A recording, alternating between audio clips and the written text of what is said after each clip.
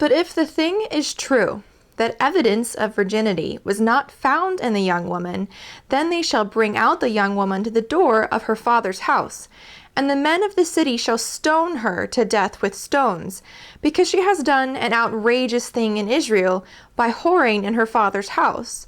So you shall purge the evil from your midst. Okay, so big question. What's virginity? Based on that passage I just read from Deuteronomy chapter 22, we might think it's something really obvious. After all, her parents have proof of whether or not she was a virgin.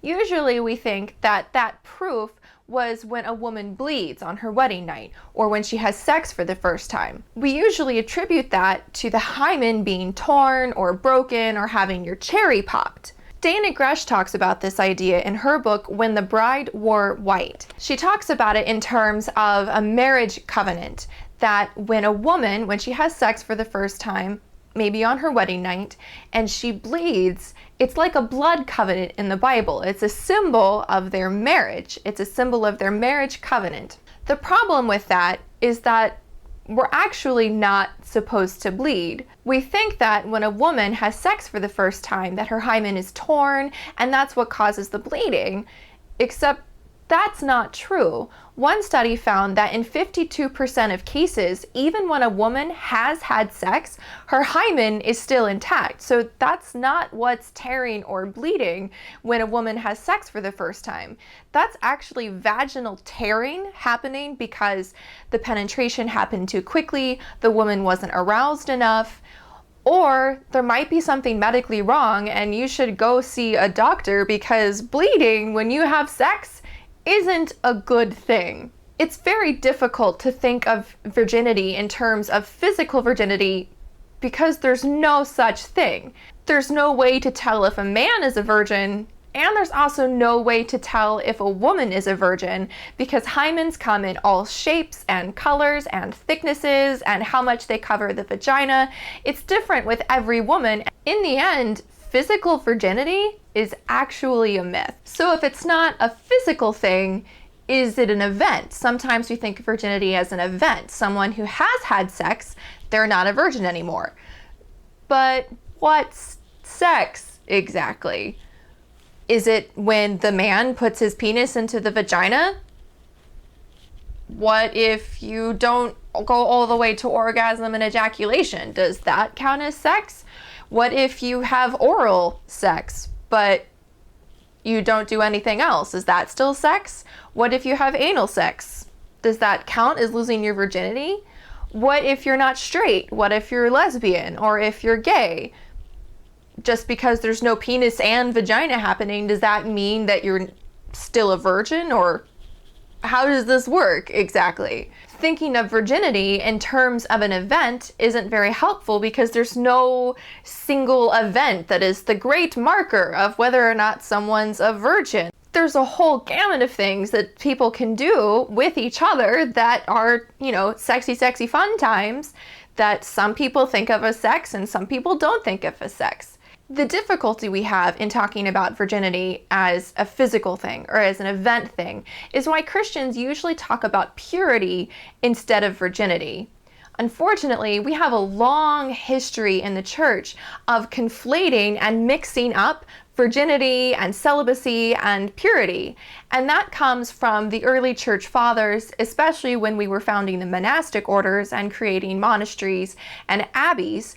And celibacy and virginity and lifelong virginity and pledging your virginity to the church became something very special with a lot of religious significance.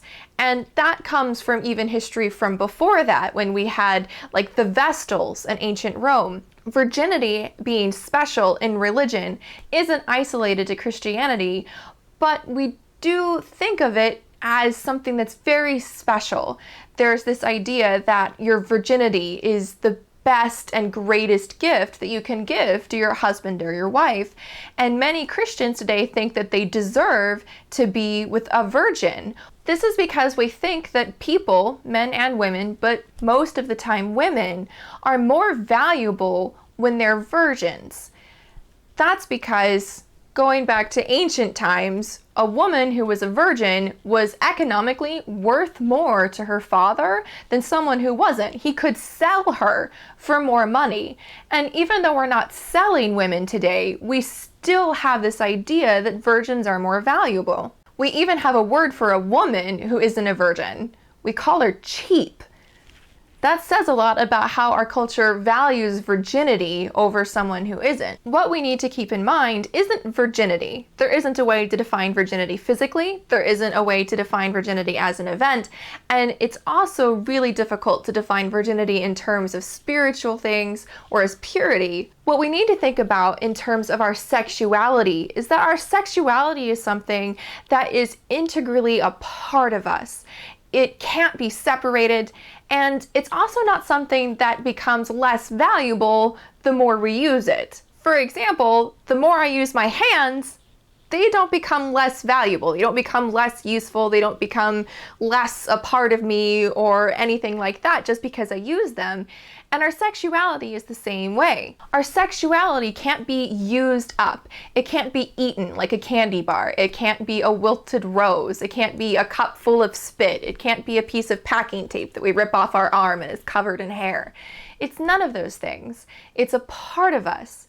And when we're with someone, what we need to remember is that person wants to be with us. They love us. They want to share something about themselves that is intimate and beautiful and sacred, and they want to give that to us. No matter what has happened to them in the past, if something happened when they were a child, if they were abused in some way, or even if they had consensual sex with people that weren't you, none of that affects who they are and their value as a person. So, what's virginity?